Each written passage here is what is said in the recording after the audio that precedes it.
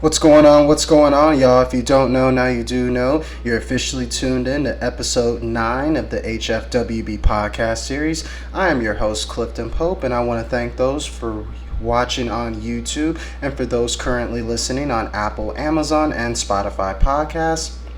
Thank you once again for providing Hfwb the opportunity to present y'all with some fresh new information, because information is the new money, and the more informed you are on your health, the more informed you are on your wealth, and the more informed you are on just developing into the best version of yourself you can be on a regular basis, you will be wealthy in due time. Not right away probably, but in due time. But I want to start off this episode of the Hfwb podcast by getting into something very exciting. Well, exciting in regards to dealing with this pandemic, and something that I probably saw coming quite some time. It's a booster shot. It's an extra shot of COVID-19. Now, let me break down how this actually came together. I was actually reading a story on this 2 nights ago, and then it came out on the news last night. So I'm going to get right into it when I say the Biden administration is expected, or they already announced, COVID-19 booster shots for most Americans. Top health officials in the Biden administration are close to agreement that most Americans should receive a COVID-19 booster shot at least 8 months after becoming fully vaccinated from the first 2 shots of COVID-19, whether it's Pfizer or Moderna, or if you're taking the one-shot series of the Johnson & Johnson. They're expected as well to get like a booster shot that's kind of in the works, but it's slowly but surely coming together on that. But overall, the plan is being developed. It would involve administering the third shots beginning mid to late September. Well, they were saying on the news last night, September 20th, so we'll see. Hopefully, if there's no setbacks on that, we can definitely get that plan in motion, which will be great. Obviously, it's pending authorization from the FDA, Pfizer, and BioNTech. They said on Monday, August the 16th, that the companies have submitted initial data to the FDA to support the use of booster doses for the vaccines. Until now, federal health officials have said that boosters are not needed by the general population. I want to stop right there before I go any further into what I'm reading right now, because it's eventually going to get to a point where we're going to need more doses of COVID-19 vaccines in order to fend off the latest surge of the COVID-19 virus. So whichever federal health official said that COVID-19 booster shots aren't needed right now, you need to think again, you need to look more deeper into the research, and you need to trust the science a little bit more on that. But anyways, back to the whole announcement from the COVID-19 booster shots. Currently, the FDA has authorized third doses for some people who are like immunocompromised, meaning if they have like cancer, HIV, organ transplants, stuff of that nature. Immunocompromised, and is stamped with CDC recommendation, or should I say stamped with CDC recommendation, as far as, hey, third shots are available to those who are immunocompromised. But the plan includes that given healthcare workers and nursing home patients, plus older populations, we're going to basically be the first in line to receive the third booster shot whenever this plan does get into motion, I should say. Now, this is great news, and this was probably well overdue at the same time, because I was questioning myself, how long exactly does these COVID-19 vaccinations last? Apparently they haven't, well, they've been working effective to a certain extent, despite the fact that there's a small number of people still getting positive results from COVID-19 despite being fully vaccinated. Like, for instance, the Texas governor, Greg Abbott, which is a whole nother story for a whole nother day. But overall, it's showing that, hey, an extra shot of COVID-19 vaccine wouldn't hurt in regards to getting your immune system fully used to and protected and battling this virus that's just getting more and more deadlier by the day. And I'll get to the latest numbers in just a second. Let me finish reading this. Now, Pfizer and BioNTech, they said that the third dose elicited a significant higher antibody response against the initial strain of the COVID-19, and as well as the Delta and the Beta variants, which means A third shot of COVID-19 vaccine will basically be very effective in not only controlling the original virus, but it'll be very effective in stopping the most recent variants of this COVID-19 virus. Obviously the Delta, the Beta, maybe even the Lambda, and whatever variant may come after that. But overall, given the high levels of immune responses observed, a booster dose given within 6 to 12 months after primary vaccination schedule may help maintain a high level of protection against COVID-19. 8 months after the second shot, at least that's what it said on the news last night.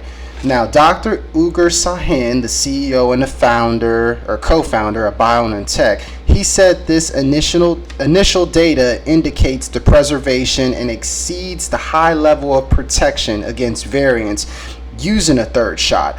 A booster vaccine could help reduce infection and disease rates in people who have been vaccinated and better control the spread of virus variants during the coming season. As in other words, since we're transitioning into the fall and to the winter, it's eventually going to get cold again. People are going to be coming back inside, warming up, meaning gatherings are going to take place, which is very favorable to how the COVID-19 virus spreads to begin with. So if you haven't gotten your first or second shot, now would be the time to do so. That way you can wait 6 to 8 months, or really 8 months. That way you can get this booster shot and you'll be all caught up with the rest of us. Hopefully that will be the case to those who are unvaccinated. Now, for those who are vaccinated, jump on board and get this booster shot. That way you can enjoy the holidays without having to worry about the fear of COVID-19 affecting yourself and affecting your family, your loved ones. Do I need to go on as far as down the list in regards to that? Obviously, that's great news as far as the COVID-19 booster shot at least being in the works. I had a feeling it was going to come eventually, especially with all the discussions that I've been having at work, considering the fact that I work in the pharmacy as a pharmacy technician and I see this transpire on a regular basis. There's already been numerous amount of people coming in inquiring about the third booster shot and how that works out. For now, it's basically for the immunocompromised, meaning if you have like cancer, HIV, liver transplant, organ transplant, stuff of that nature, you more than likely will qualify for a third booster shot. Now, there's a difference between a booster shot and a third shot of the COVID-19 vaccine. I want to clear this up. Now, a third vaccine shot will basically qualify more as for the immunocompromised, and it's more for the weakened immune system. Now, a booster shot is basically if you already received the first 2 shots of the COVID-19 vaccine and you have a healthy immune system. Now, that will give your healthy immune system a nice boost. You see where I'm going there with this? And that's why they came up with the term booster shot. So booster shot is really more for those with a healthy immune system versus those with a weakened immune system. It's more like a third COVID-19 vaccine shot to begin with. But overall, I want to break down some quick numbers on the COVID-19 and all that. It won't take too much of your time. Now, the U.S. basically reported more than 1,000 COVID-19 deaths in one day, equal to 42 fatalities on an hourly basis. That's crazy within itself. COVID-19 deaths have spiked in the last month with 769 deaths a day on average, which is the highest it's been since mid-April. 7-day average doses given of COVID-19 vaccines increased by 14% in the past 2 weeks, according to Our World in Data, which is a sign that we're slowly but surely working our way into getting vaccinated. I see that on a regular basis every single day. There's multiple people coming in and out of Walgreens, walking in, inquiring about the COVID-19 vaccine, and we're delivering them on a regular basis. And it has been overwhelming at times, but we're making progress on that. Believe me, we just got to continue to push and continue to fight. I know we can do this, so let's get right to it. Now, COVID-19 hospitalizations have increased by about 70% in the past 2 weeks. And I see it on the news all the time. Hospitals are being filled up to the point where patients are being transferred to other hospitals that have space.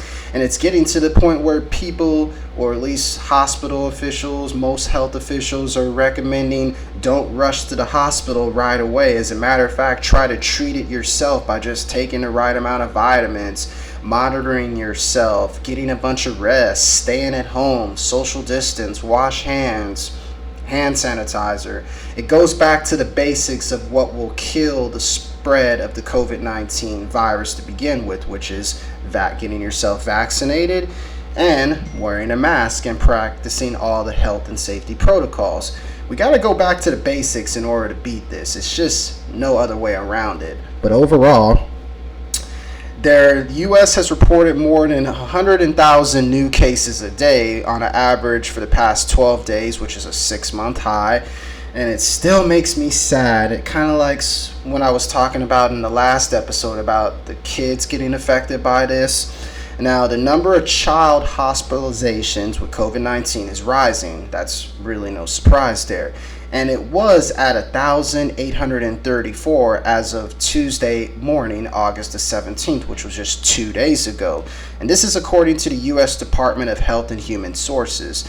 Now, that's not a surprise, and we got to do whatever we can as far as, well, the FDA, they need to do what they can to authorize the vaccine, of course, for kids 12 and under. That way we can save the future of this world, because it's like I said on the last episode, children are the future, and the only way we can protect the future at this point is making sure all the kids get vaccinated. And the FDA needs to speed up the process on the clinical trials and the studies and make sure it's safe and effective. And when the time is right, hopefully the FDA will make the decision as far as releasing the authorization for kids 12 and under to get fully vaccinated if necessary. Well, it's going to have to be necessary because of all the child hospitalizations and the numbers I just explained. But overall, it's crazy how everything that I've been saying about what's been going on with the COVID cases down south continues to grow, because the U.S. South is still the epicenter of the Delta variant, with Florida having 101 cases per 100,000, which is a 7-day average. Louisiana having an average of 126 cases per 100,000 residents, which is more than 3 times the national average. That's just insane. And Mississippi, 110 cases per 100,000 residents, which is another 7-day average. Now, Florida, now that's just crazy within itself, but overall, at least they're making some sort of progress getting vaccinated, even though the vaccination rates are low, but there's always room for improvement. Florida has vaccinated 50.3% of its residents, which is like half of the population, which is great signs in Florida. Keep on pushing at that. Louisiana, they vaccinated 38.3%. Mississippi's at 35.8%, which is the second lowest vaccination rate in the country, but there's always signs of hope and signs for improvement there. So Mississippi, urge all your residents to get vaccinated.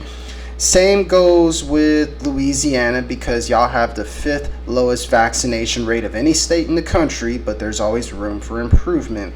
And Florida, you could learn from Florida, because they're halfway there, and even they have some work to do, but at least they're making progress. Continue to make progress to get vaccinated.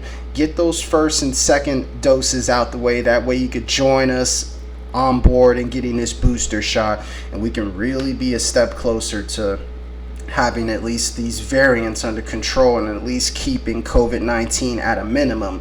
Like I've said in past episodes, it's not going to disappear completely, but at least we'll have it more under control, and that's what counts. Now, that's very, very important in regards to health overall within itself, because I would like to transition back into my segment that I introduced on the last episode of the Hfwb podcast series, You Are What You Eat. Now, you remember how I told you that sugar makes you fat, not fat making you fat, and of course artificial sweeteners being worse than sugar, and it just is basically just a bunch of empty calories, and it makes you hungry not even not that long after, of course, consuming it. So I want to go a little bit deeper into this segment of You Are What You Eat, because honestly, we are overfed and we are undernourished. And what I mean by that, it's kind of like what I was alluding to on the last episode. We're killing ourselves with synthetic sweeteners, fats, additives, preserved, genetically modified organisms, pesticides, herbicides. I can go on and on as far as that is concerned. But we're killing ourselves slowly, and we're increasing our chances of having very deadly diseases like the obvious rise of obesity, the obvious rise of diabetes, heart disease, stroke, cancer. All these things can be avoided if we just cut down on the sugar intake. I know that's very difficult because sugar is almost everywhere and there's no eliminating sugar, but you can at least have a little bit of control as far as the amount of sugar that you consume on a regular basis. Now, overeating, it will contribute to all the things I just said, like obesity, diabetes, heart disease, stroke, and cancer.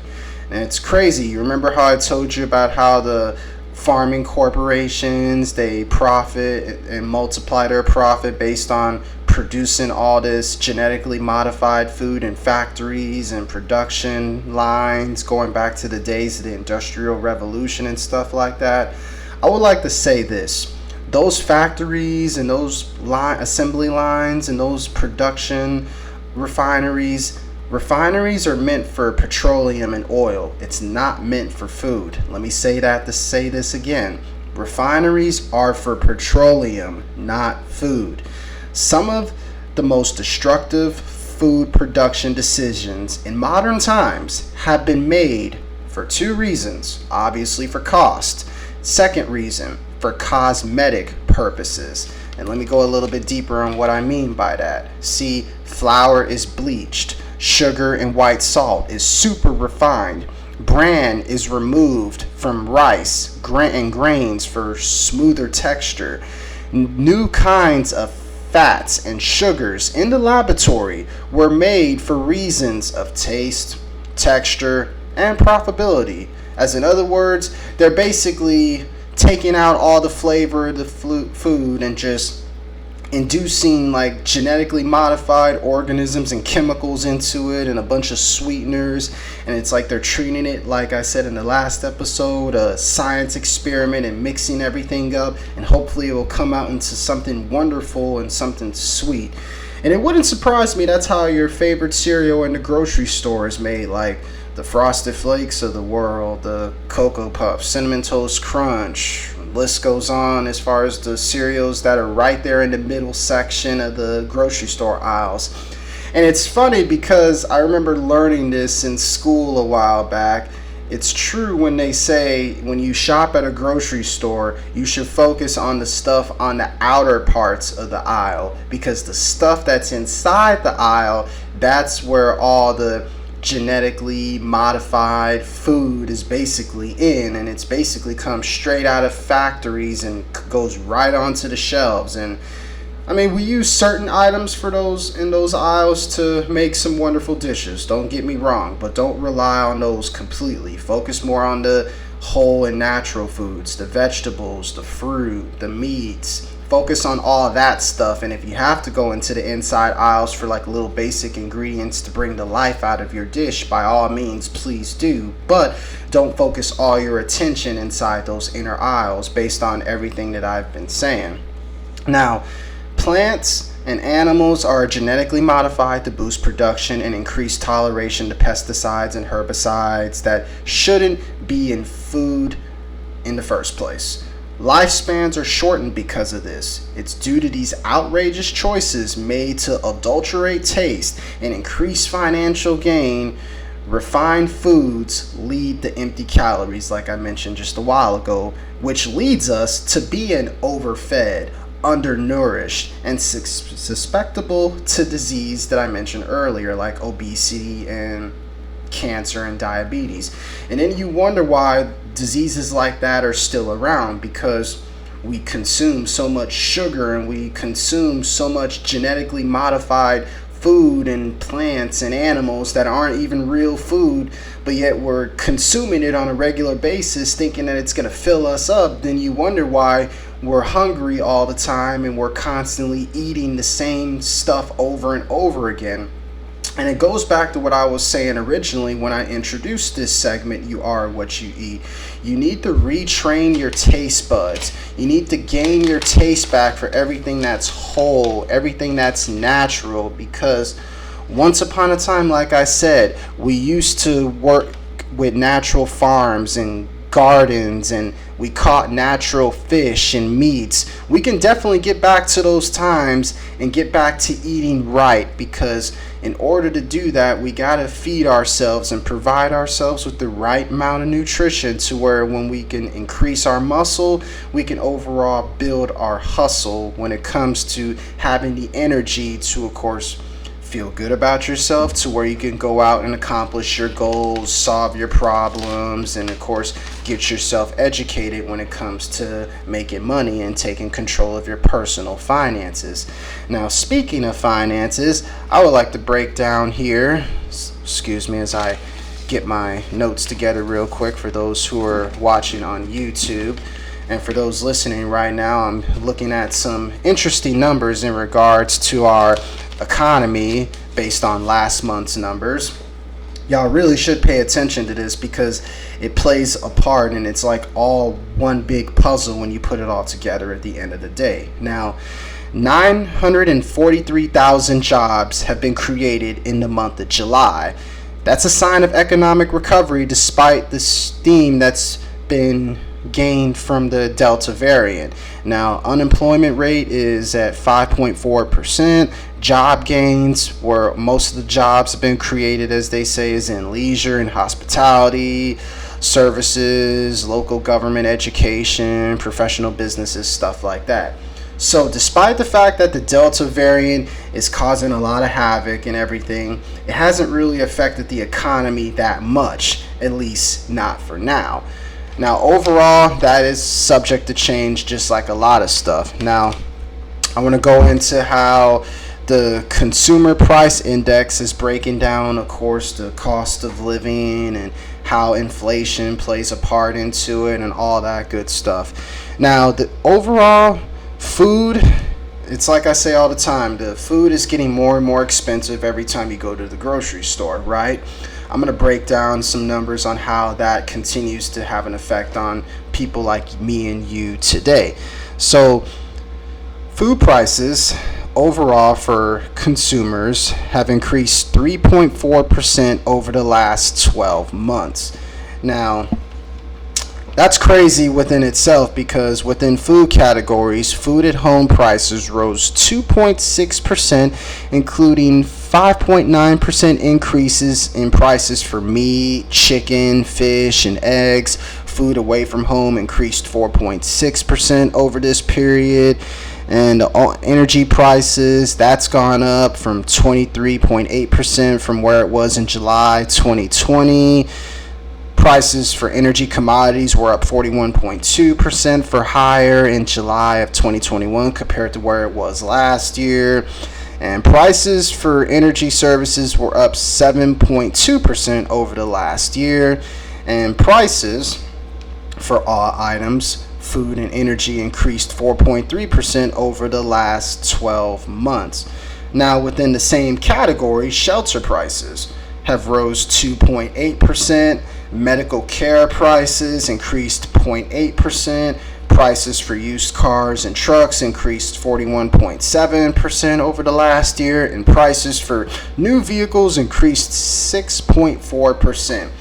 Overall, this all goes back to one word I've been stressing about a lot more on the last couple of episodes: inflation, where the value of the dollar, see, the value of this dollar right here, it continues to go down while the prices go up. Let me say this again for those who are watching right now on YouTube. I'm holding up a dollar bill. The value of this dollar right here in my hands is going down every single day, where the cost of living expenses continues to rise up. You see where I'm going, and you see the picture that I'm trying to paint here overall. Everything is getting more expensive every single day. And the numbers that I broke down prove that despite the fact that our economy is slowly recovering, despite the fact that it continues to battle these Delta variants from the COVID virus, the economy is slowly but surely getting back to what it once was, but at the same time, it won't be the same again due to the effects that COVID-19 is having on the economy. It's causing everything to go up. Like I said, it's no surprise to me personally that the medical care costs are going up, especially with all the hospitalizations and all the doctors and the nurses that are needed on a regular basis. It all ties together when you really look at it from that perspective, and it's crazy how inflation continues to have an impact. It really is. It's mind-boggling to me at this point. But one thing I will note before I move on is that the one thing that has decreased as far as in the consumer price index, despite everything that's going on with inflation, fresh fruit. Fresh fruit fell 1.8% over the last month alone, meaning that fruit and vegetables, it's a good time to buy those fruit and vegetables, yet because the prices of those have slightly dropped just a little bit to where it's affordable for those like myself who want to eat and live that healthy lifestyle that I continue to strive on, and just like most people continue to do. So I would take advantage of buying some more fruits and vegetables, and of course stacking up on your protein, the meats and the chickens and fishes of the world, and you'll have yourself a nice little well-balanced diet when it comes to overall good eating of whole foods and eating more natural, so to speak. Let me break down some numbers here for those. I was checking out the stock market numbers. The Dow was down 34,000. Well, the Dow is at 34,960. The SP 500's at 4,427. The Nasdaq's at 14,525.91. Now, I'm sure it's subject to change with the trading that's currently going on this morning, currently on the stock market, but I'm just breaking down the numbers from yesterday on when they ended, so don't quote me on that. I know it's going to change, obviously, but from what I saw last night, it was in the red, and it was basically because the Fed decided to begin taper discussions, which basically the Fed decided to talk about reducing the rate of central banks accumulating new assets on its balance sheet under a policy of QE. And for those who don't know what QE is, it's quantitative easing, which basically alludes to what I was talking about in the last episode, which is when the Feds, they continue to print money to boost the economy, to boost the stock market, and to overall boost the government to where the funds keep coming in, the money keeps coming in. And that's obviously how it ended the 2008 Great Recession. Now, they're thinking that this same concept is going to work for what's going on right now with COVID-19, but I keep on stressing this. Printing money is only going to accumulate more and more debt in due time. Now, this is bad debt because the government is printing trillions of dollars on a regular basis, it seems like, and it's accumulating so much. It's like somebody gave the government a credit card and they're swiping away,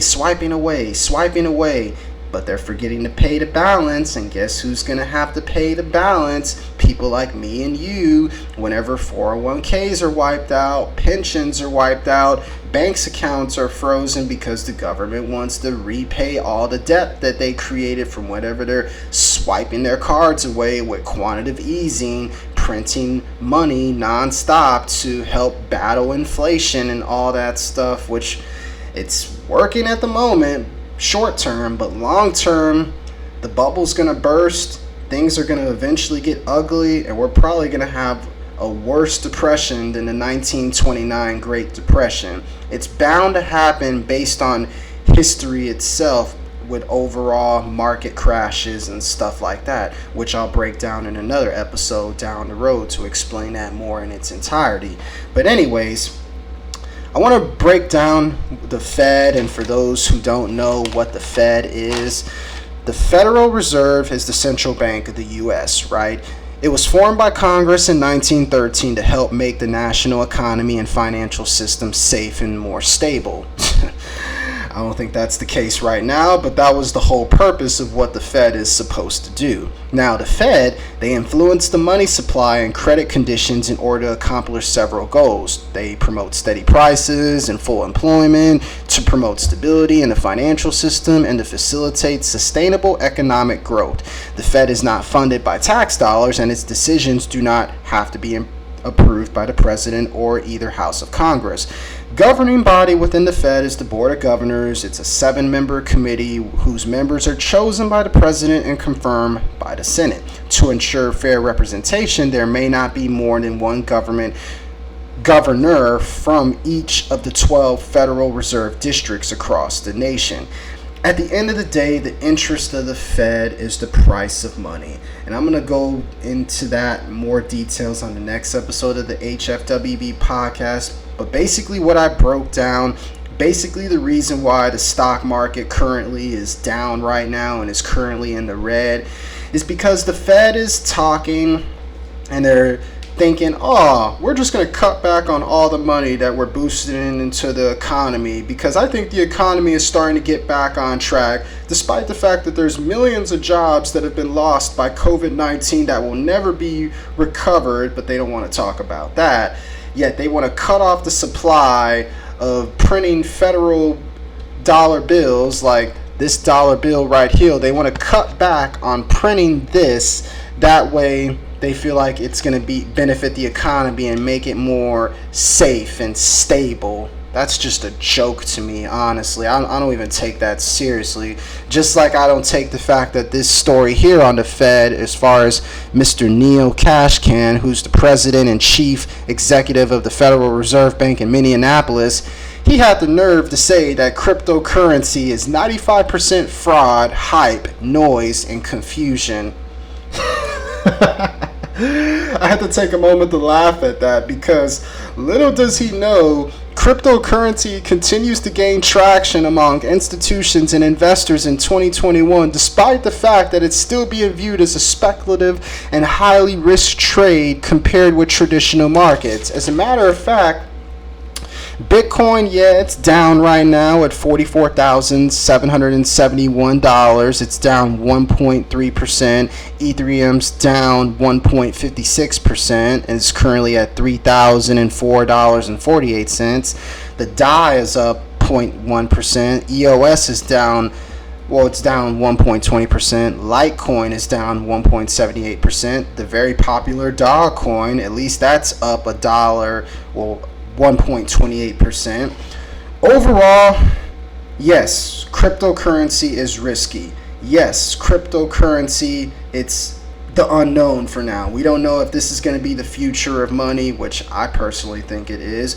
We don't know if this is a unicorn. We don't know if this is going to eventually replace the dollar in the current currency wars that's going on and everything. But I will say this, it doesn't hurt to take a chance, right? It doesn't hurt to take a risk, because the return factor majority of the time is greater than the risk. And you want to know how the rich get richer? They take risks, because they think about the return of the investment versus worrying about if the return of the investment is going to come back. They're more focused on the end game. They're not worrying about risks. They look at risks as opportunities and challenges. So I want y'all to look into Bitcoin as an opportunity, a challenge. Look at it as like investing in airplanes before it became popular. Look at it like investing in iPhones before it became the iPhone. That's basically what Bitcoin and cryptocurrency is. It's a unicorn that's eventually going to take us on a wild adventure and eventually lead us down a beautiful road to where the Bitcoin is going to be on literally the same level as this dollar, and it's going to present people with an alternative as far as how they want to pay for their goods and their services and pay for their cost of living, so to speak. It's going to happen eventually in the next 5 to 10 years.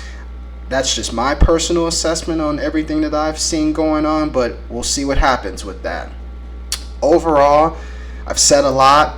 I want to thank those once again who are tuning in to another episode of the HFWB podcast. I want to go over a couple of quick little announcements real quick. The HFWB newsletter is coming out very, very soon. It'll probably be out within the next week, so be on the lookout for that. I'm basically going to set it up to where I'm going to talk about the save to invest to build strategy that I mentioned in the first couple of episodes of the HFWB podcast and go over more tips, provide more insight, and most importantly, present y'all with fresh new information for a small little subscription fee of just 99 cents, which is literally $1.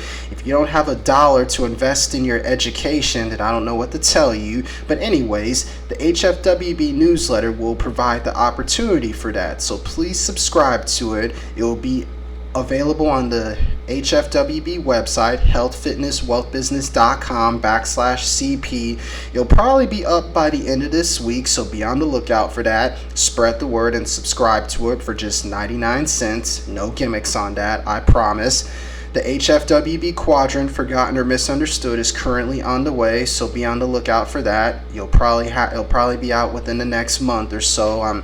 It's about, I would say, 30% done, but I will continue to make more progress on that, I promise. Look out for the official HFWB shirts. The first designs have been completed and they are eventually on the way from being shipped over to my residence, so please be on the lookout for that. I'll post some pictures on how the shirts look in the next couple of days, I promised, to my HFWB community, so be on the lookout for that. And continue to follow at Hfwb, the official TikTok page for health, fitness, wealth, business. Continue to accept the invites to the Facebook page if you haven't yet. Subscribe to the YouTube channel by searching Health, Fitness, Wealth, Business on YouTube and subscribe to that channel. Leave all comments, provide all feedback. And most importantly, thank you for providing the opportunity to, of course, reintroduce health, bring in new life with great fitness, spread knowledge and wealth, and teach y'all how to once again mind your own business. Now, I want y'all to remember, be a student of the game, because even the genius asks questions, and when you ask questions, you gain information, and you in return become richer, because information is the new money. And that's something I'm working on myself every single day, and I challenge you, the people, to do the same. Be a student of the game. The geniuses, the smartest people in the world, ask questions, and that's what makes them more knowledgeable in their topics and their pursuit and what they choose to do.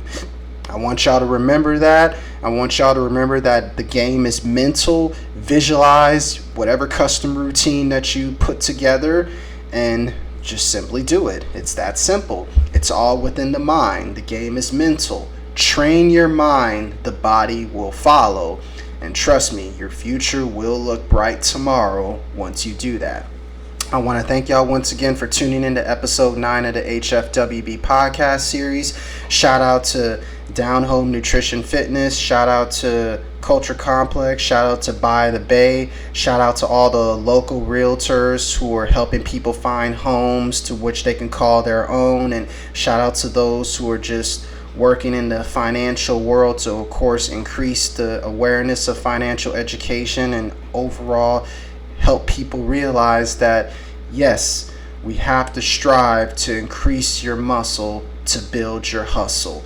I want y'all to remember that on this wonderful day. I hope everyone has a wonderful day overall within itself. Thank you for once again tuning in to episode 9 of the HFWB podcast series. Stay healthy, stay wealthy, stay blessed, and have yourselves a wonderful day, y'all. Till next time.